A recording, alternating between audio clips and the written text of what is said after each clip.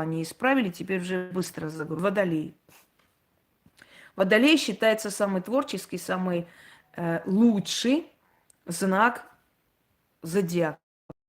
Потому что водолеи – это люди, которые ведут людей к победе. Основное количество полководцев, военачальников в истории человечества, сильных личностей, вычитывать просто информацию извне. Я не могу контролировать прямой эфир.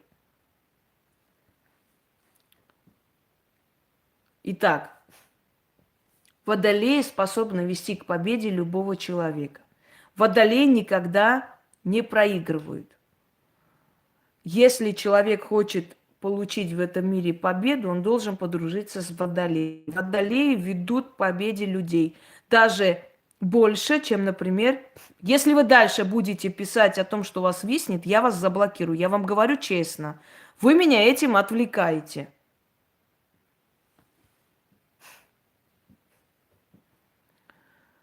Водолеи ведут к победе людей. Даже в ущерб себе водолей ведет к победе. Любой человек, который подружился с водолеем, у этого человека дела идут хорошо. Водолей источает энергию победы в любом деле. И у человека, который дружит с водолеем, могут дела идти лучше даже, чем у водолея самого. Это знак уникальный. Этому знаку дано вести за собой народы. Потому что водолею дается просто вычитывать информацию извне, из пространства. Неважно даже водолею дано, скажем так, да, заниматься магией, не дано, не от этого зависит водолей. Просто в своей сфере водолей вычитывает информацию извне. Теперь, Ника. Ника есть покровительница водолеев. Кто такая Ника? Ника – та богиня, которая привела богов к победе. Поэтому она любимица Зевса, и все, кто водолей, они под покровительством Зевса находятся, между прочим. У меня тоже одна из покровителей планет – это Зевс или Юпитер. То есть это могущество, это сила. Водолеи добиваются власти, успеха и прочее после 30 лет, когда они уже набрали всех навыков полководца. Но их победа, что-нибудь такое значимое. Может быть, на лице шрам, может, палец когда-то оторвался в детстве, может быть, хромают на одну ногу или исправили. Но в любом случае у водолеев есть боевой шрам. Водолеи любят носить кольчугу. На кольчугу они любят цепи такие необычного типа носить, большие украшения. Водолеи любят воевать, но они не богини войны. Они просто их вовлекают в эту войну, и они побеждают в этой. Она упертая, вот я не проиграю, все. Нет, просто победа дается ей в руки, потому что она сама победа и есть. Но они никогда не тратят свои силы на войну, они не воюют.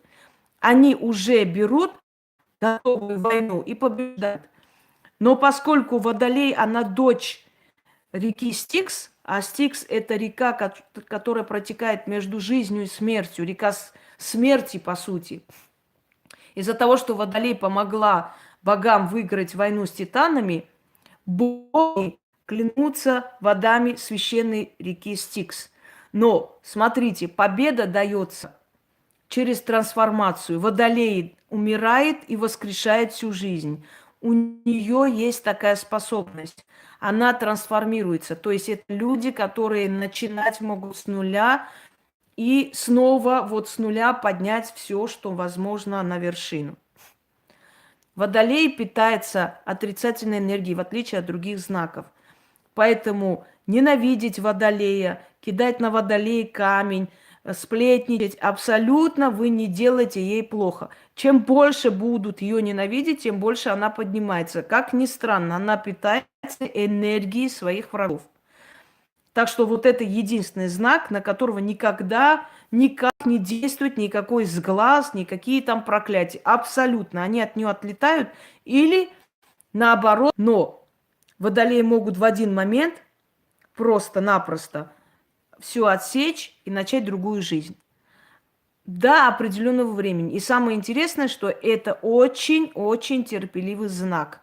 Водолеи должны настолько выносимая боль, чтобы кто-то узнал, что у водолеев была какая-то проблема. И то узнает тогда, когда она эту проблему уже решила. Потом она через много лет скажет: а вы знаете, вот такой был момент, когда я уже погибала, и никто не знал.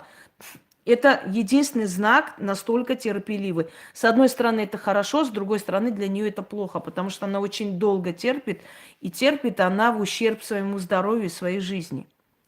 Дальше, как вызвать водолея? Черный алтарь или синий алтарь. Синие свечи или черные свечи. Вода, поскольку мать водолея, она есть Стикс. Мать водолея есть вода, мертвая вода. Вода мира мертвых.